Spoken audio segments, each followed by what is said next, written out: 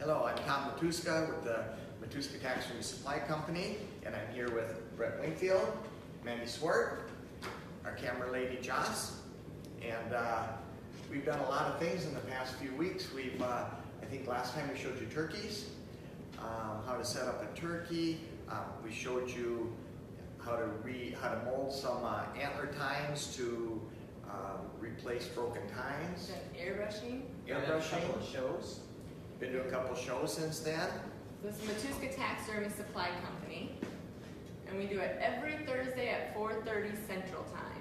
Is where you can catch us. And if you've missed our videos before, you can always check them out on our Facebook page and watch them over and over and over until you get sick of listening to us. We go to the shows and people come up. Went to the Utah UTA show down in Utah, and people come up all the time and say, we never miss it, we watch you all the time. And I just marvel at that, how many people are watching. And it kind of says a lot about our country. You know, I see children being neglected, you know, marriages not being nurtured, money not being produced in the shop because they're watching us. It's like I feel like a lot of addiction. them are being productive and watching it while they're working or having a beer, like some. Fantastic learning. Anyway, Today we're going to, if you remember a few weeks ago, we showed you how to make a pattern of a largemouth bass. And this is the pattern we made. And then we showed you body carving. That's the body we made from that pattern. Then, I think the last time we showed you how to skin this largemouth bass.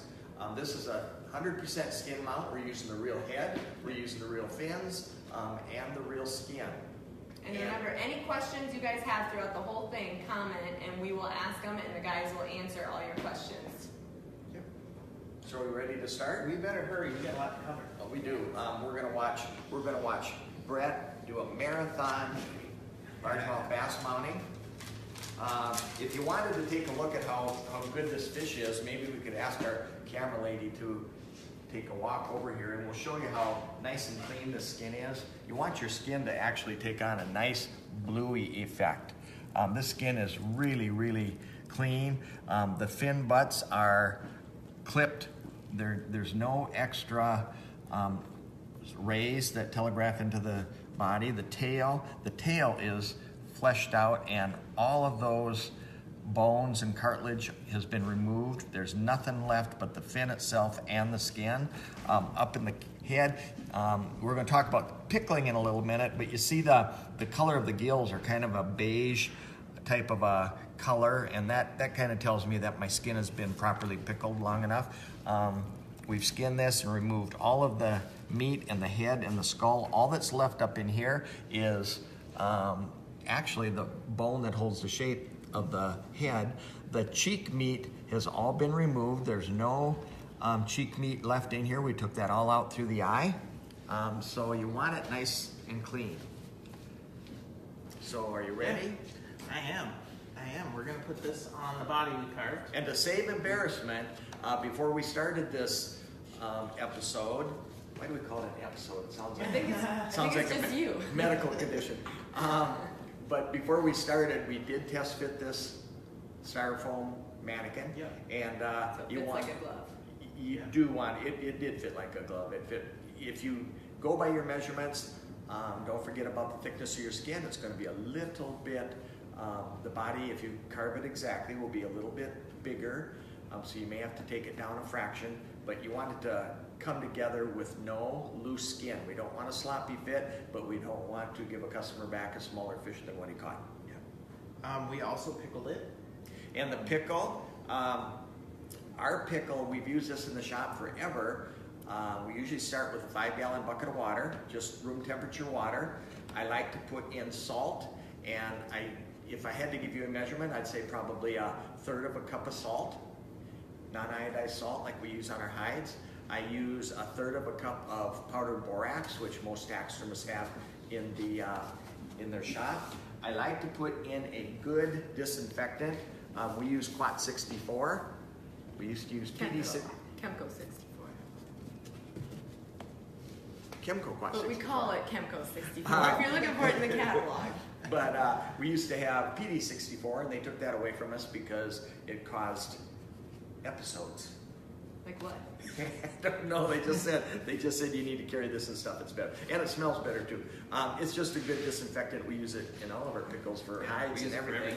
And then a bug proofer in our pickle. The borax is a natural bug proofer, but we use. Well, my label's gone. But this is Protex Pre-Soak. It's a knoblock product. Protex Pre-Soak goes in all of our soaks for hides and birds and fish. This is the best bug proofer going right now. Dustin Mousebush says, why is Manny checking her phone? I'm checking my phone to see comments like that. Because she's a girl, and all girls do that. Jennifer Shelton says, hey guys, David Compton should have done a mahi-mahi. Mike Betts, so cool. Bob Helm, hey, made it today. Great to see you. Chad DeHaven, hello guys. Jeff Speck says, no beer today. Busy being productive. That's Oh, Jeff. man. Kenny O'Hare, hello from Missouri. Okay. Hey guys, glad you tuned in. Don't forget to ask us your questions in the comments area and we'll answer them as we go along. Now we need some kind of adhesive as well as something to allow the skin to slide on the form. Something that we use in the shop a lot is latex caulk, acrylic latex caulk. For this fish, I'm just going to put some in a bowl. We'll usually have quite a bit mixed up, and we just keep a lid on it. We sell white and clear of that. Does it matter what you use? Good question. I myself like white on a fish I do too. because color can telegraph through the skin. Now I'm going to put just a small amount of water in here, not very much. We want it somewhat thick. And then I'm just going to mix it up with a brush till you get something like thick frosting.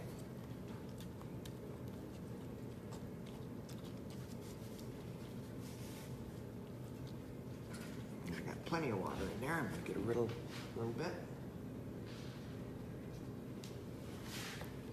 On birds, I like to use clear because if you get it in the feathers, it's not white glue in the feathers. So, yeah. But you can see I've got it nice and, it's getting nice and creamy.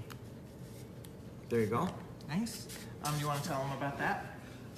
Two things we did to this fish body. One is we need some method of attaching it to your driftwood or your rocks or the wall or whatever you want to do. We take a rod and what have you got here? This must be about 8 gauge? Yep. 8 gauge galvanized wire, bent it in a little L like this. We like to take a spade bit in a drill and drill straight into the back of the body and then angle it forward and angle it backward and create a nice cavern in here. Fill it full of auto body putty, catalyzed auto body putty. Take a wire like this. We want it sturdy enough so it doesn't bounce. Stick it up in there, fill it full of auto body putty, let it gel, and as soon as it gels, take a knife and shave it off, and that will give you a really sturdy connection. This can go on your mounting stand. When Brett positions fins, he's going to put this on the stand. Brett positions fins. Huh? I thought you were going to. And on driftwood, it can go through the driftwood, but it's really a sturdy connection, and 8 gauge wire, this fish is not going to bounce. A lot of times we will also use threaded rod when the fish gets really, really big, and we also do this on our reproductions, and usually they're a little on the heavy side, so we'll use a threaded rod.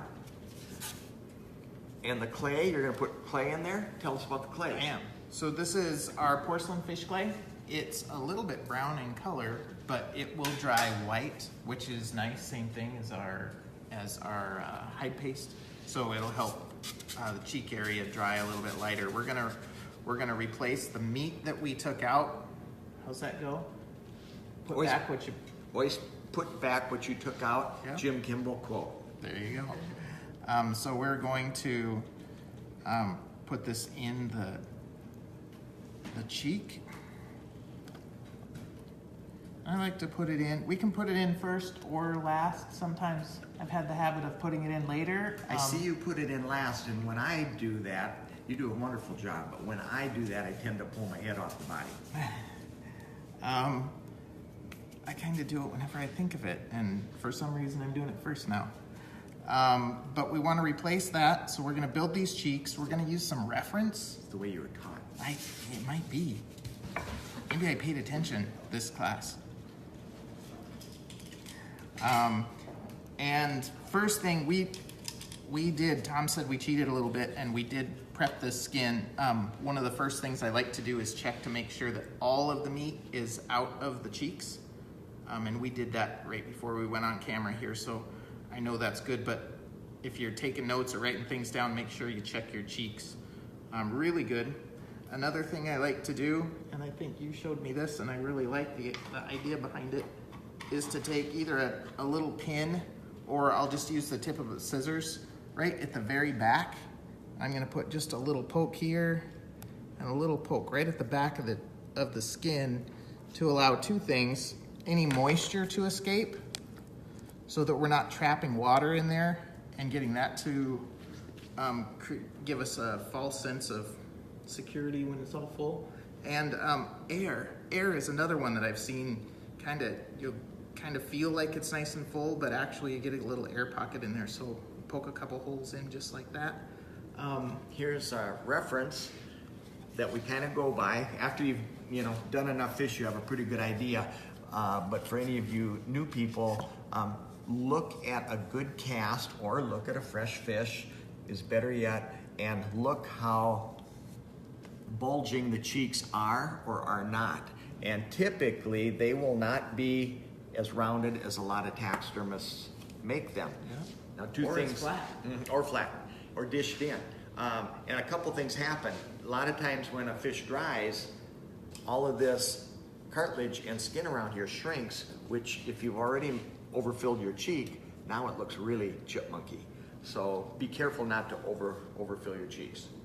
While Brett's doing that other cheek, I'll also show you, he built an esophagus in this body just by carving out a crater kinda and filling it full of colored epoxy sculpt, and we built a little throat. When we mount fish, it works really well if we cut the membrane, like the bottom of the mouth and the top of the mouth, free. There's a lot of tissue and it's difficult to clean up the fish and get all of that skin out of there. You get it fleshed real good. By removing it, then what you do is you expose the back of the mannequin. So customer goes home and he looks into his fish mouth and he sees yellow foam. Or the taxidermist thought, oh, what am I gonna do with that yellow foam? I'm gonna paint it black. So they paint it black. We think it works pretty good to put in a little esophagus, and it takes, it's like a 7-8 minute little fix. And now, if this fish's mouth is open, when it's on the wall, you can look at it and you can say, oh, it looks like an esophagus. And you can put a little crawdad pincher coming out of there, and it's all firmed up in there. And when he mounts it, he's gonna pose the gills, open the mouth a little bit. That's what you're gonna see when you look in there. Yeah. Just put a little oil-based paint in that epoxy sculpt, Yep. give it some color. We spray a bunch of white inside the mouth anyways, and by the time we do that, that will tone down and be nice. I'm waiting for our fish-on-fish form sculptors to create little colored esophaguses that snap onto everybody. in, We snap need in. about 4 or 5 different sizes, and There they you go. take you a long ways. Tim, I think a lot of other people are waiting for that too. I know. Mr. Tim Perkins Tim. and Brett Wingfield. okay. It's on the to-do list. Yes. I'm gonna check these. I'm gonna put just a tiny little bit of clay at the base of the tail and in the top of the head, just to help blend the transition between the foam and the carved body of the foam and foam of the carved body and the head. Those two transitions. Very, very little clay. Doesn't take much. Just gonna put a little tiny bit in there. And you always want to check your directions as you're going. Make sure the tag stays close with the fish, that it doesn't get separated. Make sure your directions are clear. This says, very important, this fish must be facing left. It goes with another one that I have mounted. And, ooh, you cut it on the wrong side. Cut on the wrong side. Make sure that doesn't happen. It could. It didn't. I'm also gonna put a little bit at the pectoral fin because we took all that tissue away. So I'm just gonna put a tiny little bit there. Now as he's doing that, notice that he did not put a huge amount of clay up into the head, and he did not put a huge amount of clay in the tail. When you measured this fish, you measured him to a specific inch. You marked all of your fins, you marked your clavicle bone, you made all these marks according to the fish that you then skinned out. Then you built this body according to those measurements. Don't put a lot of clay up here, or it's going to make this longer than what the fish was. Very good point. Don't put a lot down here. It's going to make that longer than what the fish was and give you problems. Fit problems, and we did a lot to make sure that we have the fin bases carved onto the mannequin. If you left a lot of meat in the base of your fins, you can cut these off. You wouldn't have to include them on your body, especially if you're using a commercial body. Sometimes those are all included for you to get them really clean. If you choose not to, you can go this way, and that works pretty well. We're just gonna take that off. And those 2 points that we just talked about, the head and the tail, are the first things that we're gonna pin. We're gonna pin them in place. Pin your nose, right? Your pins look very organized and neat. Pretty Are they always impressive. like that? You being funny? Smallest to learn. I did it for the stage. I even washed my Looks little very foam good. counter Yeah. here. We're using a large arrangement of pins. I like to have them in a little foam tray like this. We use a lot of Euro pins. You might see Brett select some Euro pins. These are our pearl-headed pins. They're kind of like, almost like dressmaker pins, like hat pins. You girls don't know what hat pins are, do you? It used to be a defense mechanism for women. They would always have these very long pins in their hat, and it was a protection for them. I think that's only Now they all on have their James Bond. concealed carry permits, so they don't need hat pins. Those Euro pins come in 3 sizes, and you can use them for almost every. Yeah. These are the long ones. They're great for, nice for birds when you got to go Yeah. through a lot of feathers. They're nice for fish. Mammal faces. The next size down are these orange ones, and they have, I don't know, must be a couple inch long, inch and a half. And then you have a smaller size. And we have the green I don't have, greeny yellow color. T-pins are good standby. I could never survive without my T-pins. And these are 2-inch T-pins are my choice. The upholstery pins are, we couldn't operate a shop Those are one without of my these. favorites. Also, Yeah. these are very, very nice. They're extremely heavy gauge. And we've got some homemade pins too out of the wires that we'll use later. We'll use these. This is gonna, the one thing you don't wanna have happen is your head migrate off the body. As you're working with this fish, he pushed that head up exactly where he made the marks on the body and where, on the pattern, and where he carved this fish.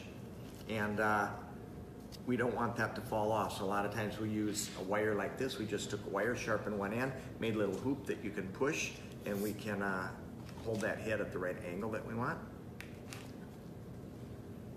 Now as he's doing this, you see him checking all the time. He's checking for center of the fins. You don't want the fins to come off to the front side or the back side. You don't want his vent coming off to the front side or the back side. Everything needs to be symmetrical. Rob Levy, what do you guys recommend for people to do after they catch a fish they want to mount before they bring it to your taxidermist? Great question, Rob. Good question. I usually tell people to, if it's bring it in fresh if you can. If they can't, lay it in a terry cloth towel, cover it with water so that the towel is drenched, fold it up carefully, watching that you don't fold it over the tail, just kind of lay it, make sure the tail doesn't get folded in the process. And then here I like to wrap them in, we have big rolls of handy wrap or saran wrap like they use in the grocery stores. Or game bags. You got a little friend on the head there. Or a plastic bag, garbage sack, and what'll happen is that towel will freeze around that fish and protect it in the freezer, because sometimes people don't get it to us very fast, and somebody, slides a pork roast into the tail and breaks it. Watch your eyes, man.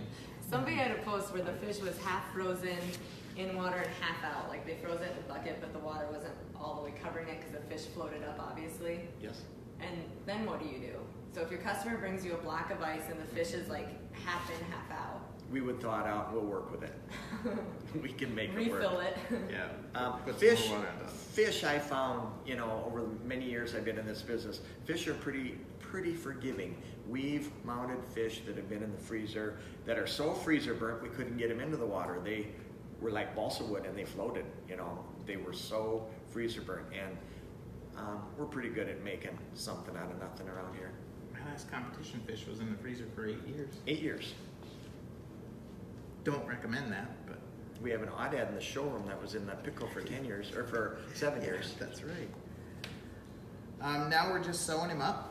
Gonna use kind of quick whip stitches to get, actually a baseball stitch to get this put together. Our seam is gonna touch pretty good. It's gonna be fairly close, but we're not gonna, because we're gonna epoxy over this later, these stitches don't have to be super close. So you'll see I'm probably 4 or 5 scales apart, an inch, 3/4 of an inch maybe. Stitches are more to hold the skin on and in place, you know. Just rather long than- enough Yeah. for him to dry. It's not like making hair, Pass it and I'll get on this angle. not like hair coming together on fixing a scar on a deer or anything like that. Right.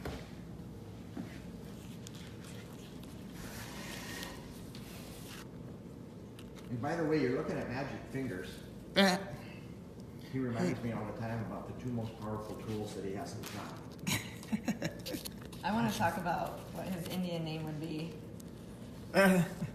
We decided We had- yesterday all the employees picked what their Indian name would be.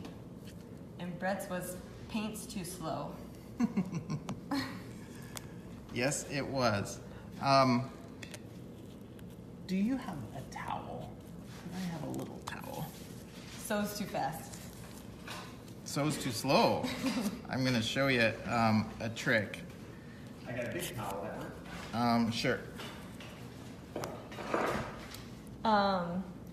Thank you. Douglas Shores, if you're mounting a smaller panfish with fish filler, do you make a plastic Paris mold for the show side to keep the thaw form Plaster more? cast.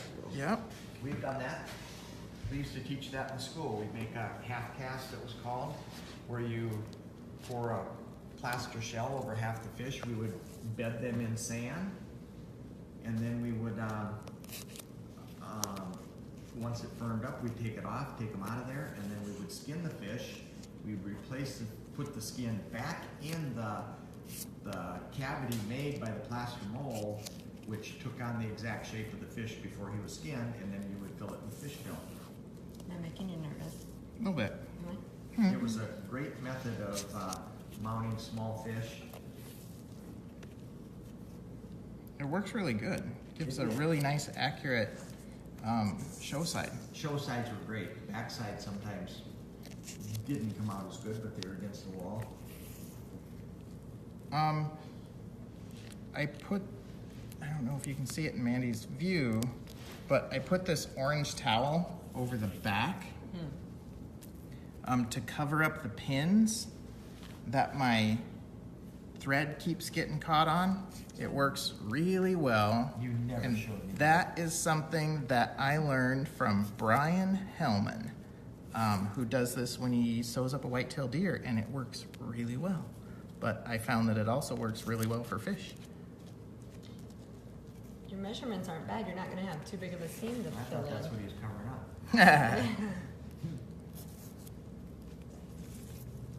But that way your thread doesn't hook on the every time you take a stitch, it doesn't hook up on the pins behind you.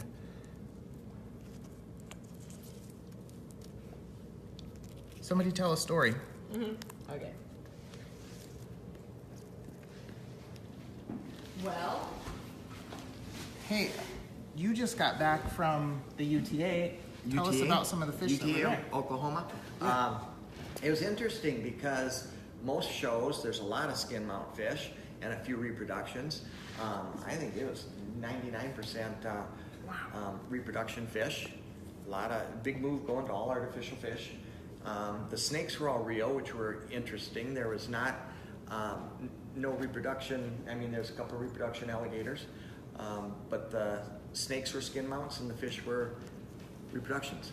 That's A something. lot of nice work, lots and lots of nice work from, you know, all over the Southwest down there. There was people from Utah and Nevada and a lot of Texas people, Oklahoma, Missouri. Looked like you had a good from turnout all at your over the seminar. place. Yeah. Seminar went really, really well.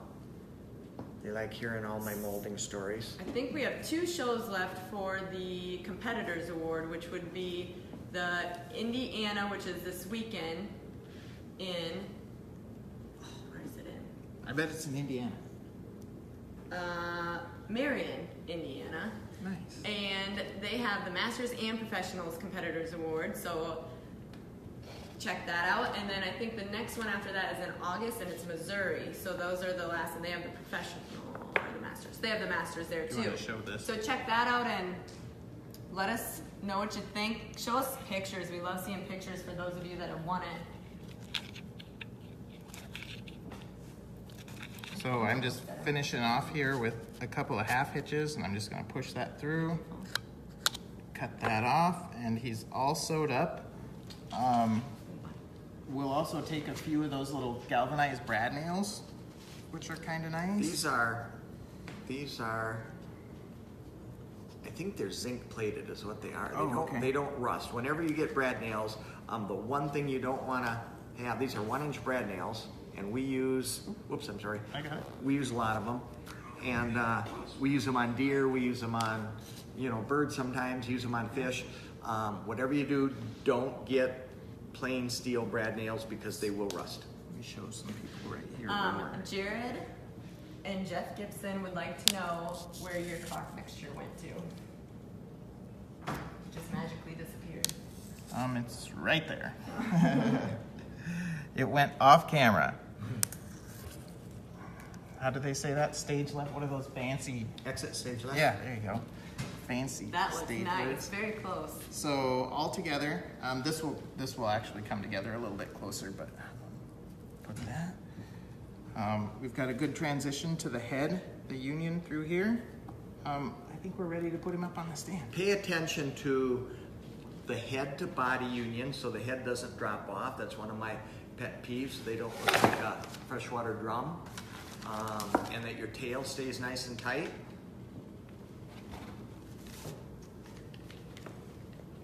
And now we're just gonna take this wire through a hole, an oversized hole that we pre-drilled. Bring it back here to about there. And then I'll just bend it down. If you wanna run a couple of those screws in, you might have to move those screws. Okay, I'm gonna put one there. This one I'm gonna move over.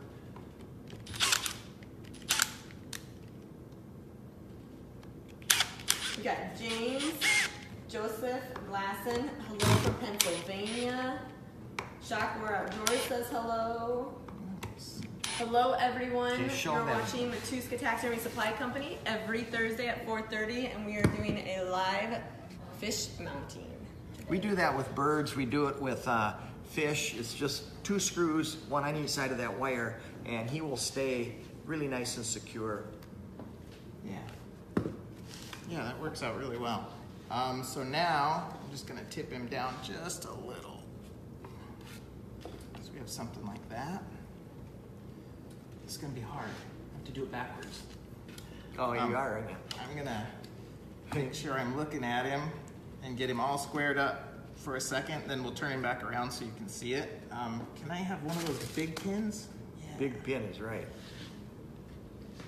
Now this just goes in the roof of the mouth, just below the skull, and then drive it right into that upper portion of the foam body. And that's gonna support this upper profile. So we've got a nice transition here. All our fins are on center. Make sure your head doesn't go too far to the right, too far to the left, so that it follows the curve of the fish. And we'll do the same with the bottom. Now this one can be a little tougher to get in. You gotta bypass the tongue and We're gonna go, cartilage down in there. can you see there? We're gonna go in right here under the tooth pads, but we're gonna go over the tongue, like so. Get right here. And then this is gonna slide back.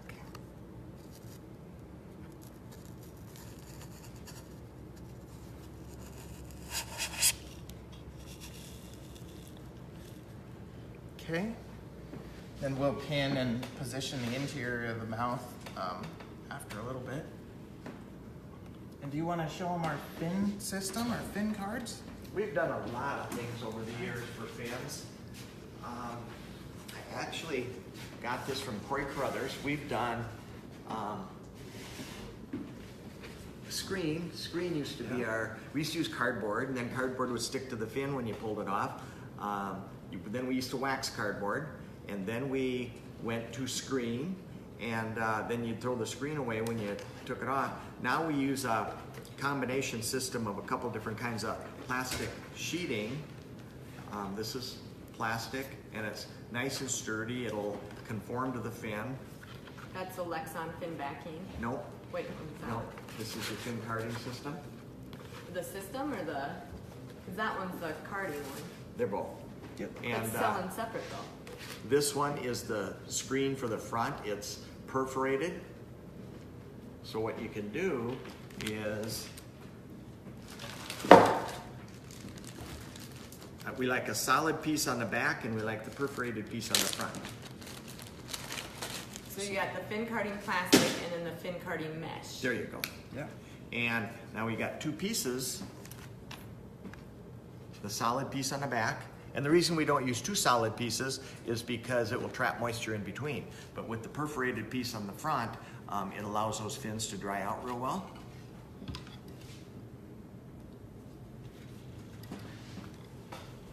And like I said, Cory used to use a method like this, and he left us a couple big totes of his cut out fin pieces. These would be for the gills.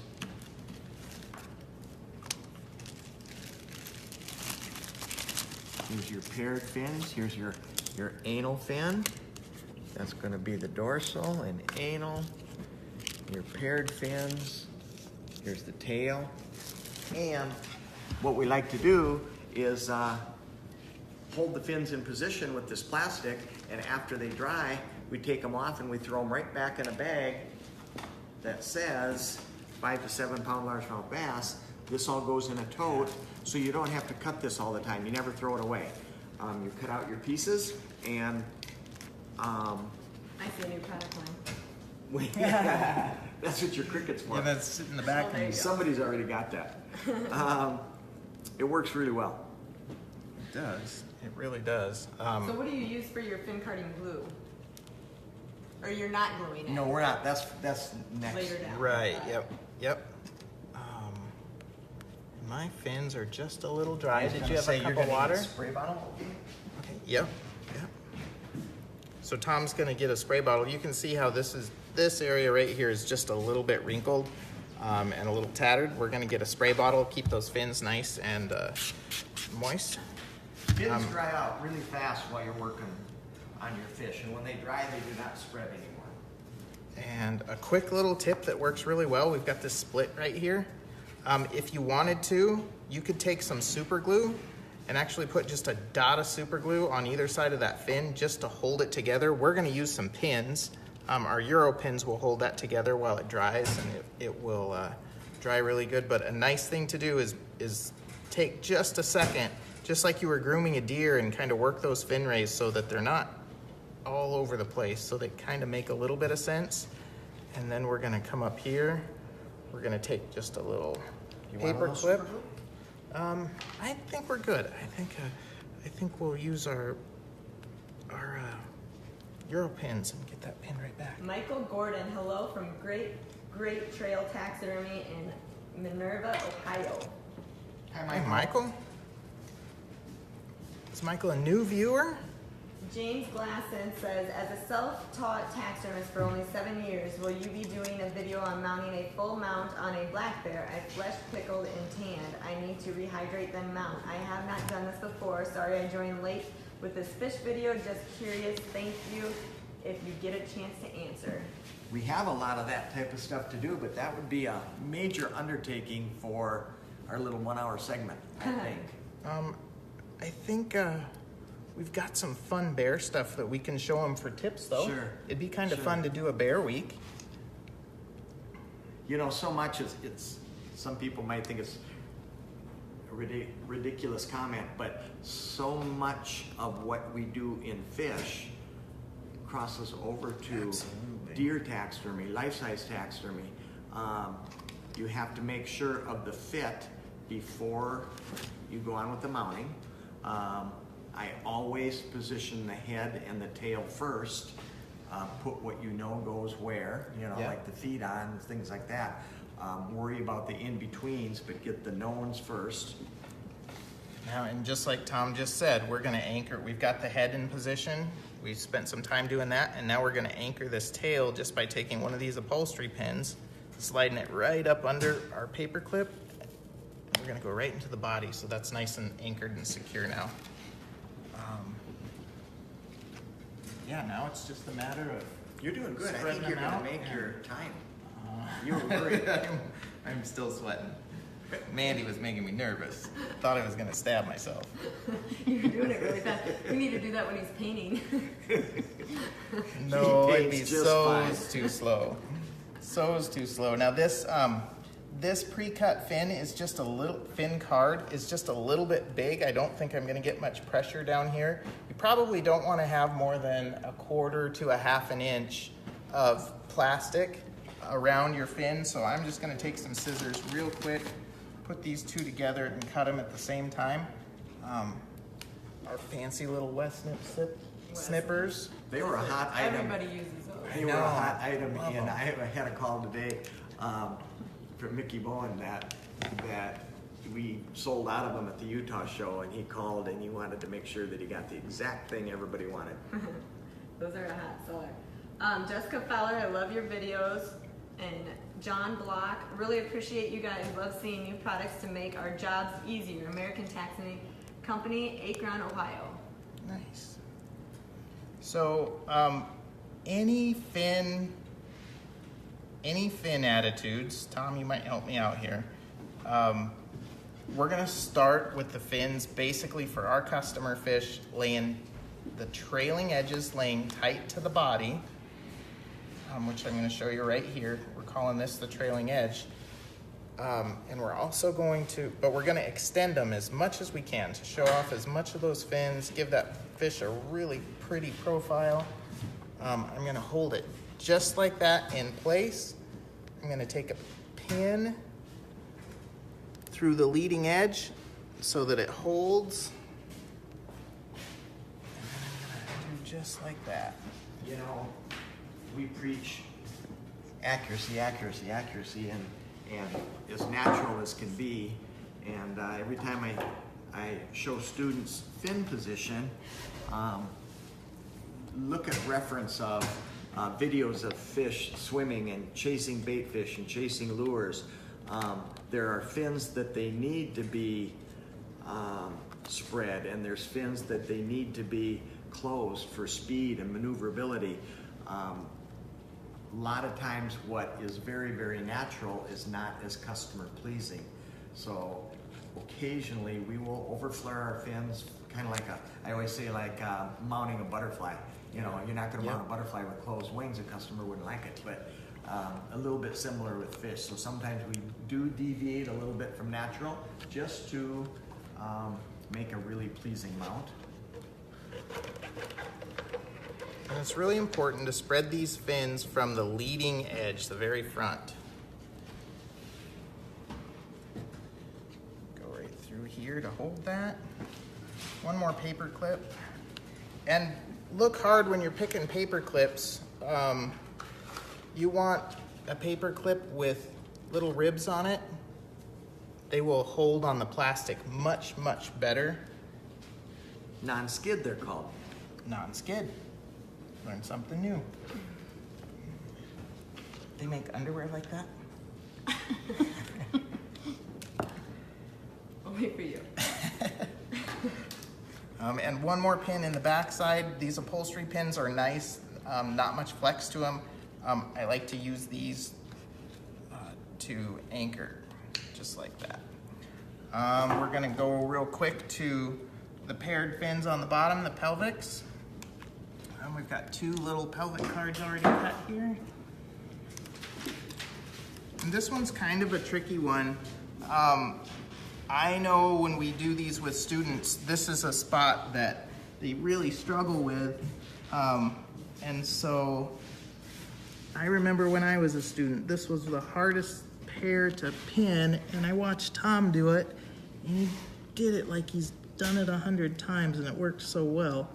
If you'll take and pinch these together at the very back and have this flat cut so it lays against the body, and clip it, then extend from the front and put another clip in it,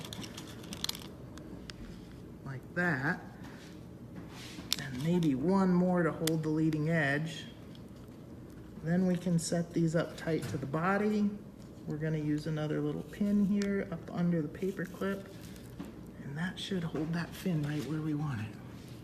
Now, it's hard pushing through scales, but you'll find that he just effortlessly pushed that pin up in that little, I call it the fin pit, because there's an area there that is scaleless, and you don't have to worry about fighting those scales. You can see right here the trailing edge. I'm just gonna push that to the very back of my carding and hold it in place like that. I'm gonna put a clip over it. Another clip, and one more in the front. You can coast now. And then we're gonna slide one pin like this right up under the paper clip into that little area that Tom was talking about, that scaleless area. He never works as fast during the day. And it I goes know, we need to put just them like on all that. the time. You guys. And I'm gonna do one more. I didn't feel like that front one was quite enough, so I'm gonna do one more just like George that. says, excellent taxidermy. Bob Helm says, great tip on pinning the fins that way. Thanks, much better than the way I've been doing. I have another little thing that might be helpful for you. When we used to use screen to spread our fins, you could shape the screen because it was wider. Yeah. You could give the fin some attitude. With this method, it stays straight. There's no way you can put any curve, or it's difficult to put curve in. What I like to do there, if I wanted to curve my tail or one of the fins, I put a piece of wire on the plastic and tape it with some masking tape like this. I now can shape my fin really nice and gracefully and give my fin a real natural swimming motion. Sandwich your real fin between that and put the perforated piece on. Now your fin will take on whichever shape you wanted. If you wanted your fin cupped in a thrusting motion, like really trying to move some water, you can shape that wire whatever you want. It's taped on the back, shapes the plastic for you. Put your fin between there, paper clip it, and your fin will stay. Once it's dry, it will stay in that position. Brilliant. That's a good tip. You Do know, that too. I've done this before. all this Rodeo. all this hurry up and get this thing mounted pressure, Tom applied a little bit before we started, and you mentioned that Archie Phillips used to do this in 6 minutes. 6 minutes. We lost a pretty special guy to the taxidermy Yes, he industry. passed away this last week. Yep. I was at one of the shows at, I suppose it would have been the NTA in those days, and Archie was a tremendous promoter, and he was like one of those carnival barkers, they call them, where they'd stand on a stage and they try to sell you this Ginsu knife that cut tin cans, and it diced and sliced and everything else, and then you could slice a tomato. And Archie would talk and get a whole lot of people around his little podium, and he'd say, "Who wants to see me?" I think his name of his fish was Jiffy Quick Fish Bodies, and it was his line of bass bodies. And he would say, "Who thinks I can mount this in 6 minutes?" And of course, no, I mean, you can see how long this takes. Nobody thought he could do it. And he'd say, "Who has a second hand on their watch?" And he would pull a largemouth bass about this size out of the pickle, and he'd say, "Tell me when to start." And he'd start, they'd start, and in 6 minutes, the fish was ready to dry. And he did that all day long. And it was the same fish. We can time you. He would pull all the, he stapled it on the back, he didn't sew it. He would pull all the staples out, he'd take the fin carding off, he'd put it back in the pickle till he got another big group of people, and he'd do it again. And he would mount that same fish 10 times during the day. Oh my gosh. Staple. Don't why? get any Let's ideas. talk, I know, right? Let's talk stapling. Why stapling? Yeah. We used a carved body out of 1.5 pound, foam, and it's very difficult to staple. The staples do not penetrate that foam. There's too much bounce in it, and staples don't work. Staples work wonderfully in a button body because they're really firm. They're probably 3 pound density foam, and a button body will get your skin together, and you can staple it, and it's a great hold. You can get your seam together nice and tight. Just because you're using staples, don't think that that's going to give you inferior results. You're going to finish over that anyway. We finish with a product called Magic Smooth on the back seam, and you're doing good. You don't even have to look at the clock. And so stapling's really good. The thing that you do lose with stapling is taxiability. So make sure to pin the fish skin in place exactly where it has to be, because if you staple, you can't slide that skin forward. Shockwater Outdoors, so informative. You're making us want to take up taxidermy. Thanks for showing us this awesome art. You can take up taxidermy, and you can give us a call, 1-800-488-3256, and start your career in taxidermy. We have a 9-week residential course. For those of you that have already done a school, we offer advanced classes. We're VA approved. You get to be taught by these two awesome guys. You don't have to have gone to the school to start for the advance. You can come and learn. Brett said he's doing a fish painting one this summer, I believe. Yep. Wasn't that there were some people down at the UTA show, Oklahoma show, that were pretty excited about that. Did I say this weekend? I meant this summer. I might even take it. The last thing we're doing here is these bronchial osticle rays, kind of carding that area just like we do a fin. And it's really important. We like to extend them to make them look pretty, give them that nice extended flared gilled look, but we don't want this to come down too far. We want to keep a nice lower visual line that's not interrupted. So to do that, we're going to spread it all the way out, and then we're just going to bring it back with the pin, and we're going to hit that little throat latch area underneath, and I'm going to push it up there just like that. So that should keep a nice visual line and still extend those bronchial osticle rays to a nice extended look. I'm a little concerned with Tom and the water bottle. And the last thing I'm gonna do is put just a pin real quick through the back of this plastic, just kind of as a depth gauge to help hold this gill cover open. We're gonna spend a little time with details. We'll go inside the mouth. We'll pin up some of those crusher teeth that are in the back. We'll put a couple pins around our esophagus that we built. I've got one more side here. If you flesh that inside of the mouth out really good and cut the connecting tissue between the gills, those crusher teeth are gonna fall down. And don't forget about them, because they'll look bad in the finished mount if anybody looks in his mouth. So it's like Brett said, he's gonna pin them up, but it's kind of nice to have some little forceps that you can get way up in there with, like, we sell these little guys, right? Yes, locking force, curved and normal. And you can take a pin of some sort, whatever works, and you can get way up in there to pin those teeth up into the top of the head. Robbie Anderson, hi from Virginia, great info. Hello from Spirit Lake, Iowa. We are located at the very, very northwest corner of Iowa. So let us know where you're watching from. We love to see that. Yeah. I'm just gonna spread this back pectoral fin, same way we did the fronts. I'll support it. Depending on the driftwood and the mount, we may cut this off if it gets in the way at the end, tacky, but huh? at least, no, at least we have it spread. And then if we choose to cut it off, it's all spread nice and pretty and we can save it for repair material later. Yeah, and if you don't need it, you can use it for repairs or replacements. And John Black wants to know if you carved the gills or did he miss it? I did not. I did not separate the gills. You could do that if your gill covers were wide open. These are fairly closed, so we're not going to do that. But if you did, it works pretty well just to cut a little piece of the plastic, just enough to slide in between. Something like so, and this will give it a little separation, and you could slide that up in between your gills. One thing I really like to do before we put him away is to stand in front and make sure that everything is still straight, that our head's not crooked. Twist it over here. And where we filled this eye, we didn't talk too much about the eyes.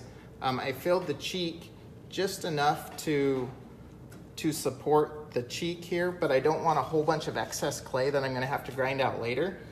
So we've worked back a nice rounded eye orbit so that doesn't dry distorted. And we also work in this little hinge area where this maxillary bone would slide back when his mouth is closed. It should slide back right into here. I'll just take my thumb and drag that into the clay. So we've got a little nice fancy little detail. And a lot of times if you feel your cheek too full, then it kind of changes the rim, set of your eye and forces you to set your eye looking really up at a does. funny angle.